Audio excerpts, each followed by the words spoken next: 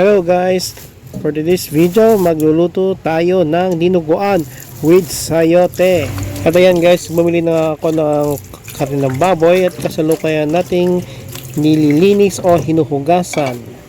Ito ba ating mga rekado: tugon ng baboy, sibuyas, bawang, at syempre ang sayote para may gulay, at ang siling pangpakbet o siling kulot kung tawagin. At yan na nga mga boss, umpisan na natin ang handa ating mga rekado para tayo makapagluto na ng dinuguan with sayote. Ito nga pala mga boss ay as per request ng aking pamangkin na nasa Canada, si Nicole Claire Cuero.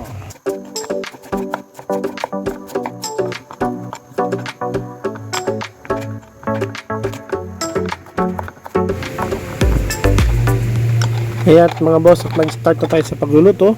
Una, pakuluan muna natin ang karne ng baboy at timplahan na natin ng mga pampalasa. Habang pinapakuluan, babalatan natin itong sayote na napakalaki mga boss. Nagdakkel. Una yan.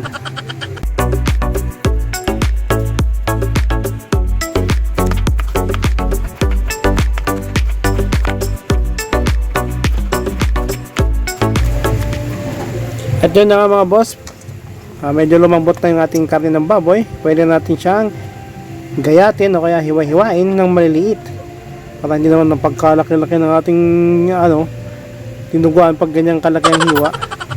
At yan na nga po mga boss, ang ating hinihiwa ng maliliit.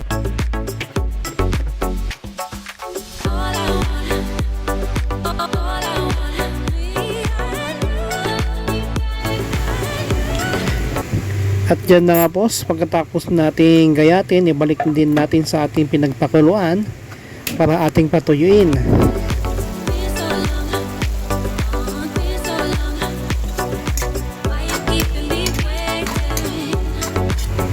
So ito na nga mga boss, tuyo na ang ating dinuguan at pwede na natin siyang igisa. Nilagay na natin ang bawang, sunod natin ng sibuyas. At atin nang imekos-mekos yan insan. Imekos-mekos mo yan. Mekos-mekos mo lang. At lagay na natin nating sayote, pampalasa. Mekos-mekos ulit.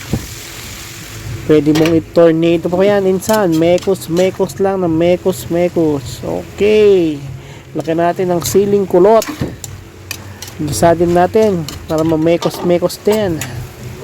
At yun na nga mga bossing. At naluto na rin nating sili. Pwede na natin ilagay ang dugo ng baboy.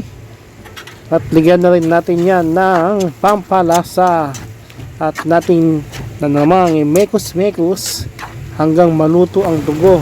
At syempre mga bossing, malapit ng maluto, hindi mawawala ang tikiman. Tama na tayo momento na imasmet lang. Ayan, okay na mga boss. Mayanin.